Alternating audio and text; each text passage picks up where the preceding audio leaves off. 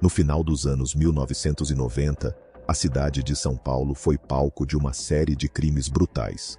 Jovens desapareciam misteriosamente após encontros marcados com um suposto fotógrafo.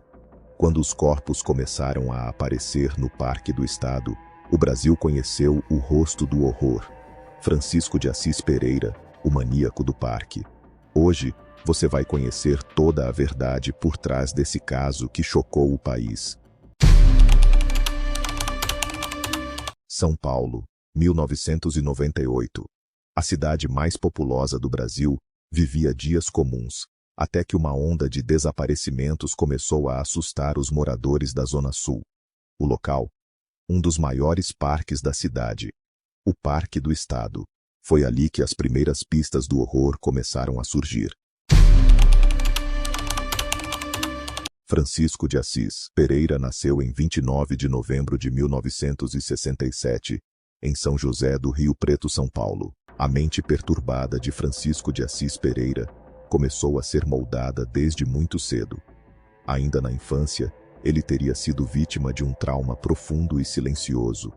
Segundo relatos, uma tia materna chamada Diva o molestou sexualmente. Esse abuso precoce deixou cicatrizes invisíveis, entre elas, uma obsessão doentia por seios femininos. Já na vida adulta, outros episódios marcantes ajudaram a alimentar sua instabilidade emocional. Um deles foi o envolvimento inesperado com um patrão, que, de acordo com Francisco, teria o seduzido. Isso despertou nele um interesse conturbado por relações homossexuais, que ele mesmo parecia não compreender completamente. Mas talvez um dos momentos mais impactantes tenha sido o encontro com uma mulher de estilo gótico. Durante um ato sexual, ela mordeu seu pênis com tamanha violência que quase o arrancou.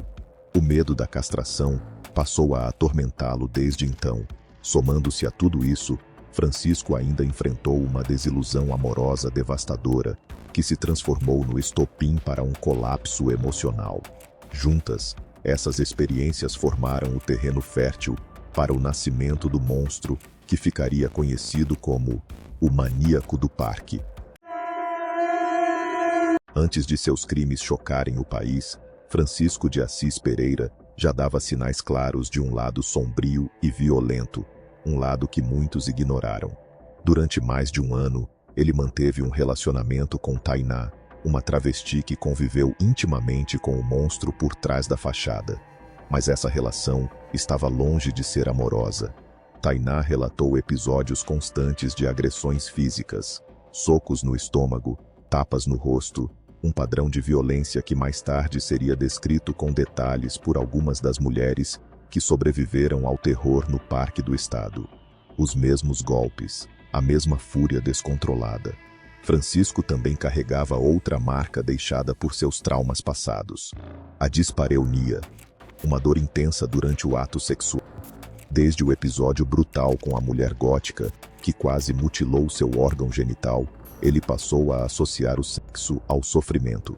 Essa dor não apenas dificultava a consumação do ato, como também alimentava sua frustração, raiva e medo. Elementos que juntos formavam o combustível de sua fúria assassina. Francisco abordava suas vítimas em locais públicos, geralmente shoppings e estações de metrô. Se apresentava como fotógrafo de moda e oferecia sessões de fotos. Após ganhar a confiança, levava as mulheres até o Parque do Estado. Lá, ele as violentava e depois as matava, geralmente por estrangulamento. Algumas vítimas sobreviveram e foram essenciais para a sua captura. Ele começou a correr atrás de mim, eu corri. Ele me agarrou por trás. Mesmo antes de ser reconhecido como um dos maiores assassinos em série do Brasil, Francisco de Assis Pereira já havia cruzado os caminhos da polícia. Ele chegou a ser intimado ao Departamento de Homicídios e de Proteção à Pessoa, o DHPP, por um motivo que, à primeira vista, parecia banal: o uso suspeito de uma folha de cheque em nome de Isadora Fraenkel, que havia sido utilizada para comprar um capacete. Ao ser questionado, Francisco afirmou que havia usado o cheque com o consentimento de Isadora. Porém, o que ninguém sabia é que ela não era sua namorada, nem sequer uma conhecida. Na verdade, Isadora era apenas mais uma mulher escolhida aleatoriamente em meio às ruas, dentro da mente já distorcida daquele que, em breve, paralisaria São Paulo com seus crimes brutais. Mesmo assim, ele foi liberado. E com isso, seguiu livre, prestes a transformar seu lado sombrio em terror real. Na época dos assassinatos, Francisco levava uma vida aparentemente comum. Trabalhava como motoboy em uma empresa localizada ironicamente bem próxima da delegacia que investigava os crimes que ele próprio cometia. Mas seu comportamento começou a chamar atenção. Dias antes de ser procurado pelo DHPP, simplesmente desapareceu do emprego, deixando apenas um bilhete com um tom frio e direto. Comunicava sua demissão repentina e que não voltaria mais. O deslize que quase pôs tudo a perder veio pouco antes do assassinato de uma de suas vítimas. Durante mais um de seus surtos psicóticos, abordou uma jovem, tentando aplicar seu golpe habitual. Mas naquele dia, ela recusou acompanhá-lo. Antes de ir embora, ele, talvez por excesso de confiança ou pura negligência, entregou um cartão de visitas a uma jovem.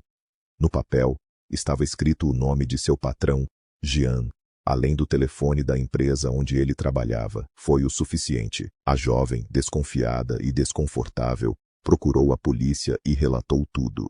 Os investigadores ligaram para o número, e quem atendeu foi o proprietário da empresa de motoboys, que, de imediato, contou sobre o comportamento estranho de Francisco e, principalmente, sobre seu desaparecimento repentino. Em cima da mesa, havia um jornal com seu retrato falado e, mais uma vez, aquele bilhete de despedida. Simples, frio, quase como se ele soubesse que o cerco estava se fechando. O que as investigações revelaram em seguida chocou até mesmo os policiais mais experientes. Após a saída de Francisco da empresa, o dono do local encontrou algo absolutamente macabro. Durante uma reforma no banheiro, ao quebrar a cerâmica de um vaso sanitário, surgiu algo impensável. Um osso de costela bovina. E junto dele, um RG. Era o documento de Selma Ferreira Queiroz, a primeira vítima conhecida de Francisco. Aquilo deixou claro que ele não apenas matava, mas, de alguma forma, parecia se alimentar do próprio horror que causava.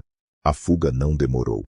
Francisco seguiu rumo ao sul do país, na tentativa desesperada de escapar do cerco policial. Mas não teve sucesso. Foi localizado, preso e, diante do delegado do DHPP, confessou friamente cada um dos assassinatos.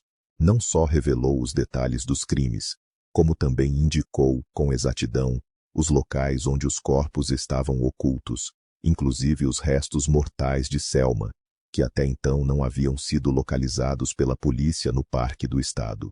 Por mais absurdo que pareça, a história de terror não terminou na prisão. Ao ser encarcerado, Francisco passou a receber cartas, centenas, milhares. Mulheres fascinadas pelo criminoso, declarando amor, enviando fotos, fazendo propostas. Uma delas, inclusive, chegou a se casar com ele. Mas como não poderia ser diferente, o relacionamento terminou pouco tempo depois, com relatos da ex-mulher dizendo que, de perto, ele era ainda mais perturbador do que parecia ser. E aqui eu os apresento este, realmente é o maior serial killer da história do direito penal brasileiro. O desfecho do julgamento do maníaco do parque foi tão chocante quanto os próprios crimes. Francisco de Assis Pereira enfrentou 3 julgamentos que mobilizaram não só a justiça, mas também a opinião pública de todo o país. Durante todos os processos, ele não negou os assassinatos. Pelo contrário, confessou ter matado 11 mulheres, embora apenas 9 corpos tenham sido encontrados. E, de forma perturbadora, afirmou que tudo fazia parte de uma inspiração maligna. Os debates nos tribunais foram tensos, pesados. Acusação e defesa travaram uma verdadeira batalha. Não atendendo ao interesse de uma só família, mas atendendo ao interesse do cidadão brasileiro, pede a Vossas Excelências uma condenação convicta, negando os quesitos propostos pela defesa. De um lado, quem defendia que ele era plenamente consciente dos atos monstruosos que cometia. Do outro, quem tentava provar que sua saúde mental estava comprometida, e por isso, ele não deveria cumprir pena como uma pessoa comum. Mas a justiça foi implacável. Em setembro de 1999, o veredito veio pesado. Francisco foi condenado a 121 anos, 8 meses e 20 dias de prisão, em regime fechado, pelos assassinatos de 5 mulheres, além de ocultação de cadáver, estupro e atentado violento ao pudor. E isso foi só uma parte. No terceiro e último julgamento, realizado no primeiro tribunal do júri de São Paulo, ele recebeu mais uma sentença, que somou sua pena total para impressionantes 271 anos de prisão. Esse último julgamento focava nos casos de Selma Ferreira Queiroz, Patrícia Gonçalves Marinho, Raquel Mota Rodrigues e mais 2 vítimas não identificadas. Francisco admitiu ter matado as 3 primeiras, mas negou participação nas mortes das outras 2. Mesmo assim, os 7 jurados, 4 mulheres e 3 homens, foram unânimes. Culpado. Não havia dúvidas. A sentença do juiz foi direta, dura e carregada de indignação. Ele afirmou que Francisco agia de forma totalmente premeditada, que seus crimes eram hediondos, repugnantes e de uma crueldade inaceitável. O momento da leitura da sentença foi de comover qualquer um. Familiares das vítimas, em lágrimas, se abraçaram e agradeceram ao Ministério Público, representado pelo promotor Edilson Mugenô Bonfim.